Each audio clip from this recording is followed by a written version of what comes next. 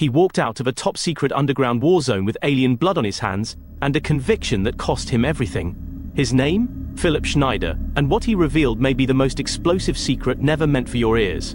Who was Philipp Schneider? Philipp David Schneider was born April 23, 1947, in Bethesda, Maryland. His father was a Navy doctor who participated in autopsies of Hiroshima and Nagasaki victims, a detail that echoed through Philipp's life. A bright kid, Philipp grew up dabbling in science fiction, mineralogy, and amateur geology. By adulthood, his path led him to the US government, where he became a structural engineer and surveyor for what he claimed were deep underground military bases, or DUMBs. Philipp wasn't shy. He said he had top-secret clearance, worked alongside Delta Force and CIA personnel, and built facilities so deep that no one outside a select few even knew they existed. According to him, some were beneath Colorado, others near Los Alamos, and still more across the globe, but none more infamous than Dulce Base. The Dulce firefight. In the late 1970s, Schneider allegedly surveyed an expansion shaft for a multi-level facility under Dulce, New Mexico. That's when things went sideways. He claimed Delta operatives triggered a firefight with tall gray aliens, sweaty, foul-smelling creatures who fired plasma weapons. The casualties? Around 100 humans dead, and even more aliens. Schneider said he was shot in the chest by a beam weapon, with shrapnel that embedded in him and later caused cancer. 3 men, himself and 2 Delta Force soldiers, survived. They were sworn to secrecy under death threat. Philipp spent years recovering, writing reports, and carrying that secret. But as technologies like tunneling machines and particle weapons advanced, he felt more compelled to speak out. The aliens, he said, weren't friendly. They weren't symbols or prophecies. They were contractors, running the war in dark corridors beneath our feet. Emergence as a whistleblower.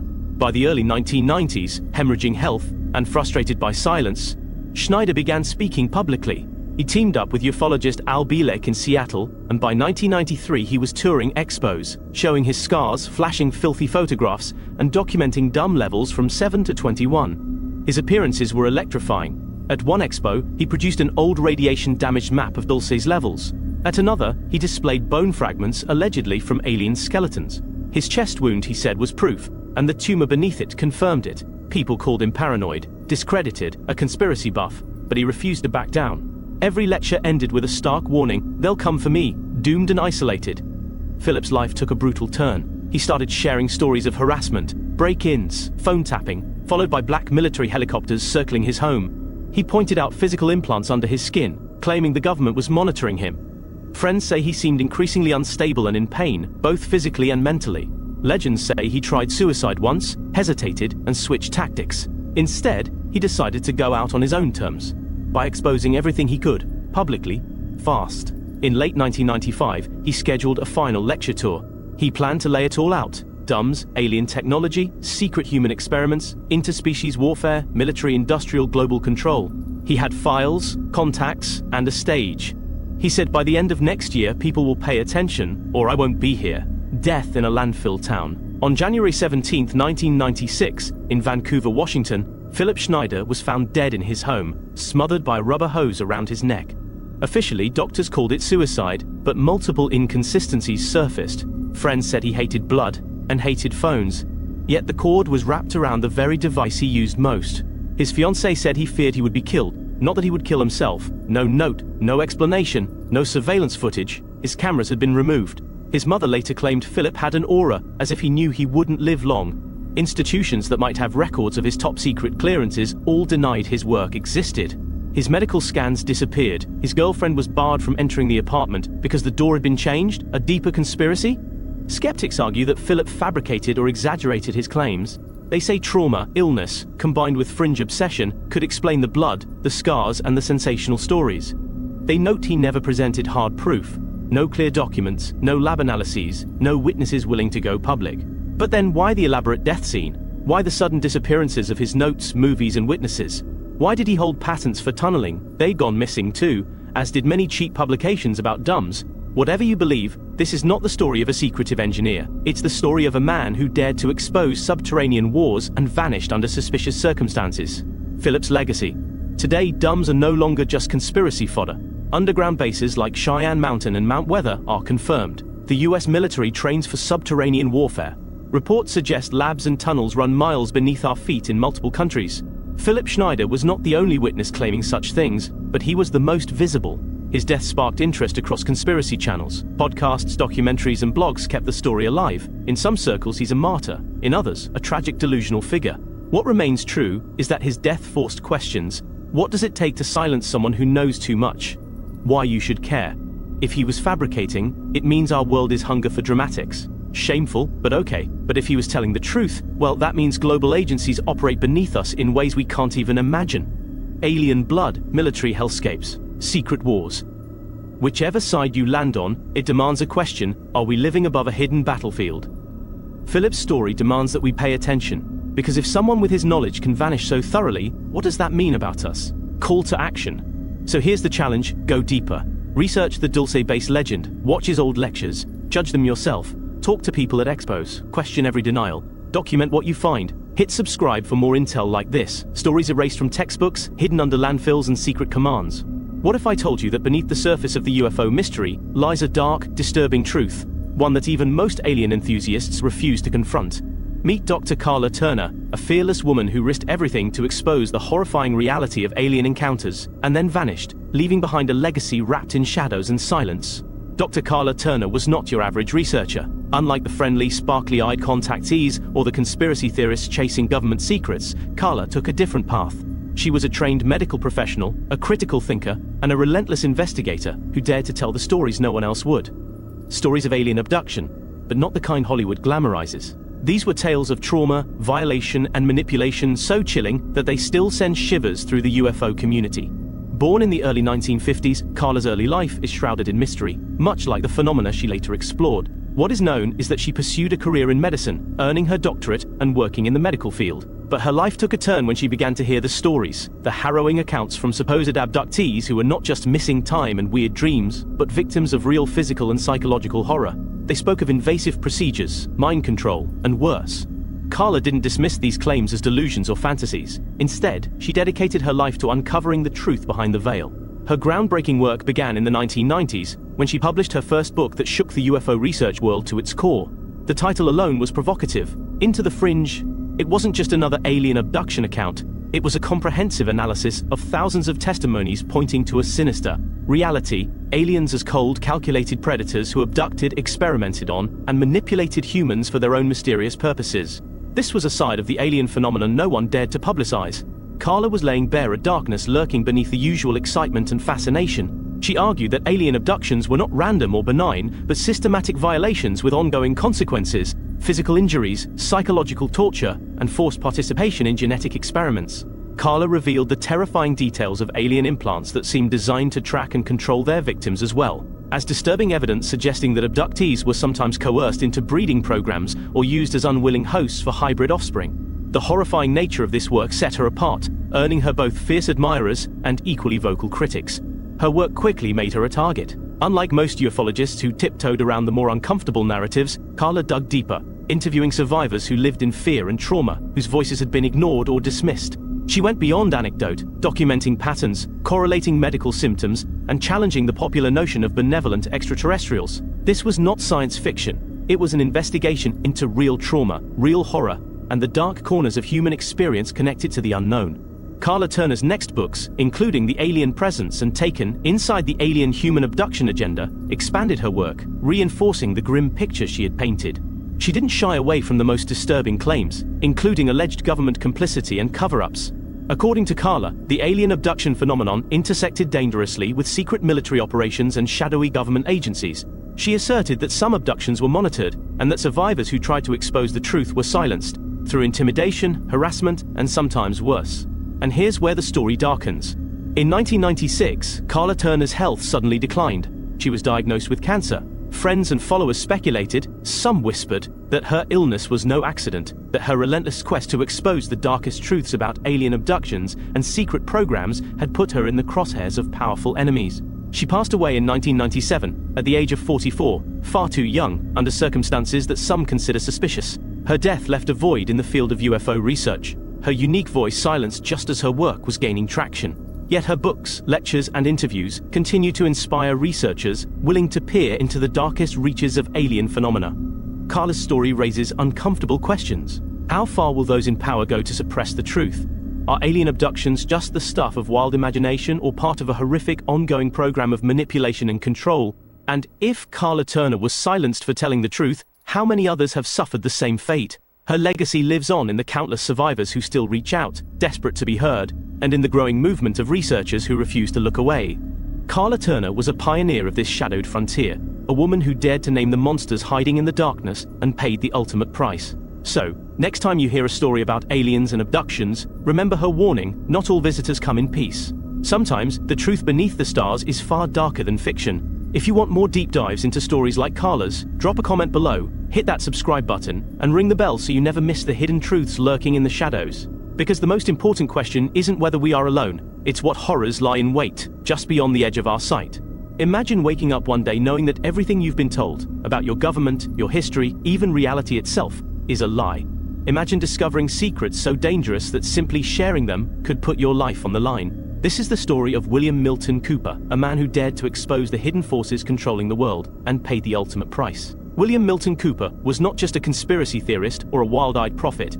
He was a former military intelligence officer turned whistleblower, a man whose life was defined by secrets he risked everything to reveal. His journey began in the shadows of the Cold War, a time when governments around the world played deadly games of espionage, deception, and control. Born in 1943, Cooper grew up in an America gripped by fear of nuclear war and the creeping influence of shadow governments. He enlisted in the military and quickly rose through the ranks, eventually landing in naval intelligence, a world of classified files, covert operations, and truths that would shake the foundation of everything he thought he knew. What Cooper uncovered was chilling. He claimed to have been privy to government documents detailing not only the existence of extraterrestrial life, but also secret agreements made between alien entities and global powers. These were not tales of friendly visitors or peaceful encounters. According to Cooper, governments had made dark pacts, bartering humanity's freedom and future for technology and control. His revelations went far beyond aliens.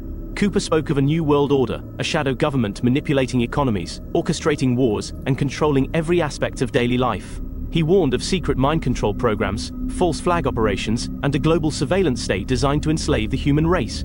To many, these claims were too outlandish, but to a growing audience, Cooper was a voice of warning, an insider telling the truth from within. His most famous work, Behold a Pale Horse, published in 1991, became an underground Bible for conspiracy researchers worldwide. The book was a mix of autobiography, government secrets, and startling predictions. Cooper laid out evidence of cover-ups ranging from the assassination of JFK to the manipulation of world events by hidden elites. The pages crackled with urgency and danger, a manifesto from a man convinced that time was running out. But Cooper's path was not without peril. The more he exposed, the more enemies he made. He claimed to have survived assassination attempts, constant surveillance, and harassment from shadowy government agents. His life became a cat-and-mouse game, always looking over his shoulder, always wondering who might come knocking. And then, in a tragic twist, Cooper's own story ended in violence. On November 5, 2001, a confrontation with law enforcement in Arizona turned deadly. Cooper was shot and killed during a standoff outside his home, a sudden, violent end that many believe was no accident. Some say it was a targeted assassination designed to silence him once and for all. Even in death, Cooper's influence persists. His ideas continue to ripple through conspiracy circles and alternative media, inspiring new generations to question authority and dig beneath the surface. But the questions remain: what exactly did Cooper know? Who was really pulling the strings behind the scenes? And why was he killed? To understand Cooper's story fully, we have to go back to the beginning: his military career, his rise to intelligence officer, and the secrets he first uncovered. Cooper claimed to have worked with classified documents revealing covert government programs, some involving extraterrestrial technology reverse-engineered from crashed alien spacecraft. He detailed government involvement in psychological warfare, including the use of mind control techniques on unsuspecting citizens. He also warned about Project Bluebeam, a supposed NASA operation designed to simulate an alien invasion or second coming of Christ using holographic technology. This, Cooper said, would be the ultimate tool to manipulate the masses into accepting a global dictatorship. Cooper was not alone in his warnings, but few matched his credentials or his fiery passion. He took his message on the road, speaking at conventions, giving interviews, and recording radio shows. He became a beacon for those desperate to hear the truth amid a sea of lies and misinformation. Yet, his message was controversial. Skeptics dismissed him as paranoid or delusional. Critics accused him of fabricating stories or exaggerating facts for attention. But Cooper never backed down. His conviction never wavered. Even in the face of death threats and growing isolation, his death remains shrouded in mystery. The official story claims a shootout triggered by an outstanding warrant, but many believe it was an orchestrated hit. Cooper's family and followers insist the government wanted him silenced because he was getting too close to exposing their deepest secrets. Since his death, new questions have emerged. Some suggest Cooper was part of a larger movement of whistleblowers who have been systematically eliminated. Others point to the timing, just months after 9/11, when government surveillance and control ramped up dramatically. William Milton Cooper's life is a cautionary tale about truth and power.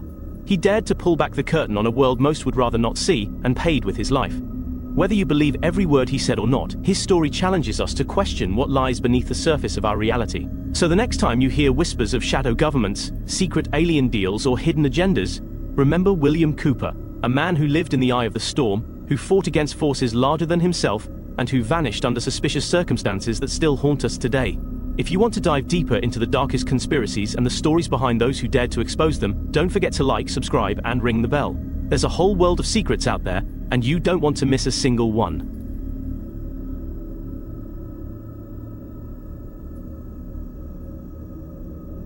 Imagine a doctor who dared to challenge the medical establishment, who sought alternative treatments for children suffering from autism, a condition that baffled science and medicine alike.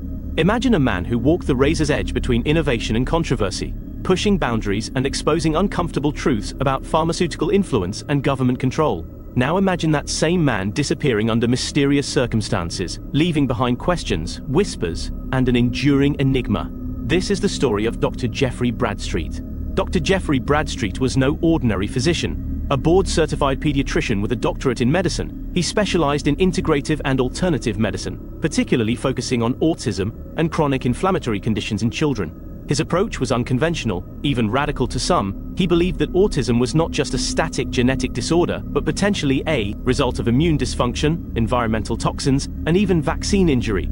A view that put him at odds with mainstream medicine and powerful interests. In the early 2000s, autism rates were rising at alarming speeds. Parents were desperate for answers, and conventional medicine often offered little hope or explanation. Dr. Bradstreet's clinic became a beacon for families seeking alternative therapies, ranging from hyperbaric oxygen treatments to controversial chelation therapy, which involves removing heavy metals from the body. His goal was to help children who were often dismissed or overlooked by the system. But it wasn't just his treatments that made Bradstreet a lightning rod.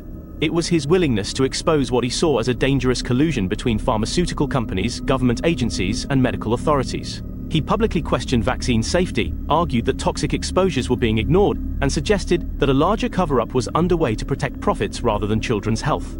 His outspokenness attracted fierce criticism. Many labeled him a quack, others a fraud. But Bradstreet had a loyal following of parents and fellow practitioners who believed in his mission and saw him as a hero fighting a corrupt system. He was invited to testify before Congress, speaking about the need for transparency and reform in vaccine safety research. Then, in June 2015, Dr. Jeffrey Bradstreet's life took a dark turn that would send shockwaves through the medical and conspiracy communities alike. His body was found in a river in North Carolina. Authorities ruled it a suicide, claiming he died from a self-inflicted gunshot wound. But almost immediately, doubts and suspicions arose. Why would a man so committed to his cause take his own life? What pressures was he facing behind the scenes, and were there forces desperate to silence him? Some close to Bradstreet insisted that he was under intense scrutiny from government agencies and the medical establishment, accused of malpractice and facing raids on his clinic. Others speculated about deeper threats, alleging that his research and his outspoken criticism had made him a target for a sinister conspiracy aimed at suppressing inconvenient truths about vaccines and autism. The circumstances surrounding his death remain clouded in mystery. Documents and videos that Bradstreet had prepared before his death hint at startling revelations, claims of suppressed research, unexplained deaths of other whistleblowers, and shadowy networks working to control public perception of health and science. His final messages suggest he believed he was being watched, harassed, and ultimately set up to be discredited. But why was Dr. Bradstreet so dangerous to the status quo? To understand that, we have to look deeper into his work. Unlike many doctors who followed rigid protocols, Bradstreet embraced a holistic view of health, insisting that chronic illness, especially in children, required innovative and personalized approaches. He pushed for research into immune dysfunction, mitochondrial disorders, and environmental toxins as root causes of autism, topics often dismissed or ignored by mainstream researchers. His advocacy extended beyond the clinic. He was involved in founding organizations aimed at advancing alternative autism therapies and funding independent research. He hosted seminars, appeared on podcasts, and engaged with parents desperate for answers. His voice grew louder, his message more urgent. Yet, with notoriety came risk. federal agents raided his clinic in 2014, seizing medical records and materials related to his treatments. Legal battles ensued, with accusations that his therapies were unsafe or fraudulent. Bradstreet maintained his innocence, insisting that his work was ethical, carefully researched, and driven by the desperate needs of families. As pressure mounted, his public appearances became less frequent, and those closest to him reported growing stress and fear. He spoke privately about feeling trapped, hunted by forces beyond his control. Some speculate he was on the verge of releasing explosive evidence that would expose widespread corruption in vaccine safety studies and pharmaceutical lobbying. His death, therefore, left a vacuum, a silence that only fueled conspiracy theories and debates. Was it truly suicide, or was he eliminated to protect powerful interests? Were the legal actions against him part of a broader campaign to discredit alternative medicine? And what might he have revealed if he had lived? The story of Dr. Jeffrey Bradstreet is a chilling reminder of the perilous intersection between medicine, politics, and profit. It forces us to question how far we are willing to go to uncover truth in a world where science can be manipulated and dissenting voices can be silenced. Whether you view him as a courageous truth-teller or a controversial figure, his legacy endures in the countless families who still seek answers beyond the official narratives. His work ignited a movement questioning vaccine safety, medical ethics, and the role of government in public health. Today, decades later, the debates continue. Autism diagnoses keep climbing, new therapies emerge, and the shadows around Dr. Bradstreet's death linger, an open question mark in the ongoing battle between secrecy and transparency. So the next time you hear whispers about vaccine cover-ups, government surveillance of doctors, or unexplained deaths in the medical community, remember Dr. Jeffrey Bradstreet, a man who stood at the crossroads of controversy and courage, and whose fate remains a haunting mystery.